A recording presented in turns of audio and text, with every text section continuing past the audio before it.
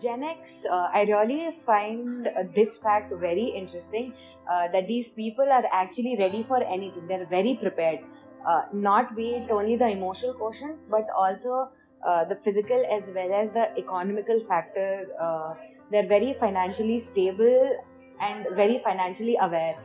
And it's like they're prepared to do things. So that is what I want. One thing to be incorporated in my life. The millennials, yeah, the only thing that I find very nice in the millennials part is they emphasized on the fact that learning can also be done outside of classrooms. It's not limited to classrooms, blackboards, and whiteboards.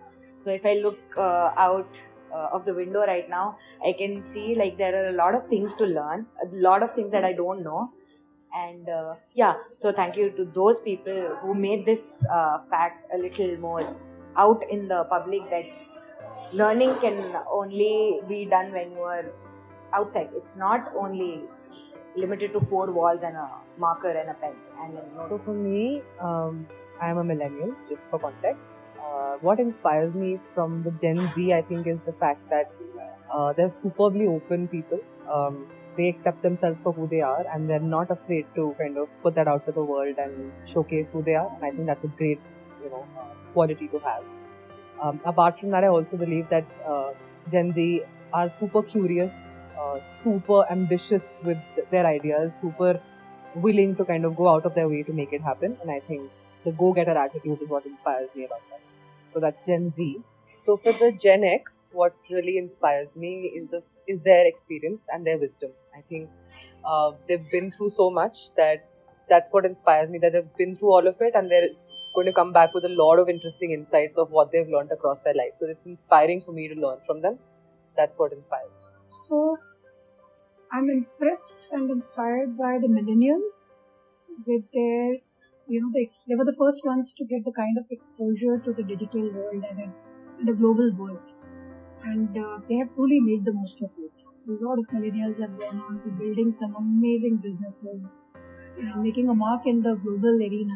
Today, you look at some of the biggest businesses being built across the globe, you'll find that there is at least one Indian in that.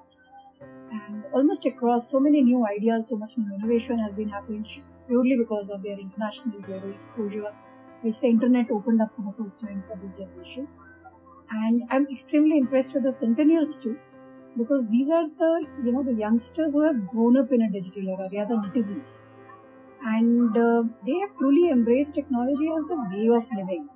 And they are pushing us to the next level of evolution, especially in a digital world where, new models, new thinking, new ways of doing everything is getting innovated every single day, whether it is surgery, which is now, not just robotic, but even being considered as a remote kind of an approach where a surgeon sitting in the US could potentially do operating across the world, or a teacher sitting in one city can be educating students in lakhs and millions across different geographies. And almost everywhere the centennial generation has led to, because of their sheer digital savviness, they have opened up possibilities for the whole world. Okay, so I don't know about other people, but from my side, it is a very personal a request more than an advice. It's like there is a lot of sugarcoating already in the world, and I really like if you don't like me, just come up to me and say that you don't like me. So a little bit of transparency, not a little bit, actually, being transparent, being honest to others, and most importantly to yourself is very important, which people these days don't prioritize. So first things first, you need to be honest to yourself and then to your close ones. So that is one thing that I really want to, not to any specific generation, but to whomever comes across me, I just want to tell one thing: just be honest to yourself and be a little transparent to me. That's it.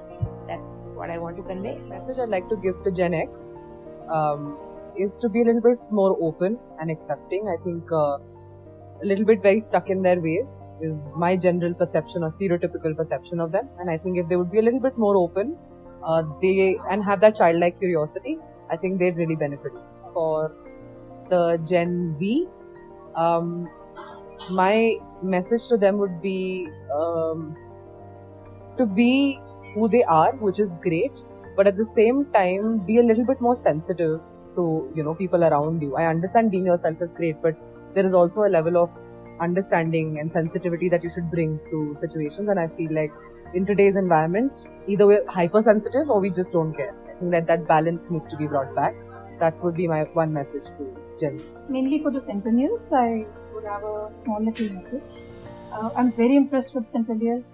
Firstly, amazing confidence, pure netizens. They are showing us a new way to live life and operating all possibilities.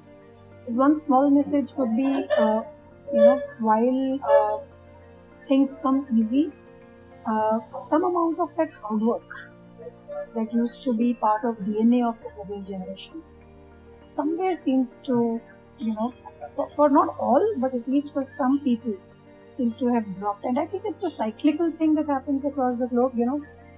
When the Gen X was young, there was a job crisis. Everyone was middle class. Most people grew up with some amount of limitations, restrictions, and things were never plenty. And you learned from a very early age to work hard, to share, to live with limited resources. But as the newer generations, as the Gen X became, prosperous, as prosperity increased, the Gen X became prosperous, and the kids of the Gen X, which is the Centennials, lived a life and have grown up in a world where everything has been healthy. There haven't been too many restrictions. There hasn't been too much constraint. So there has been a sense of taking things for granted.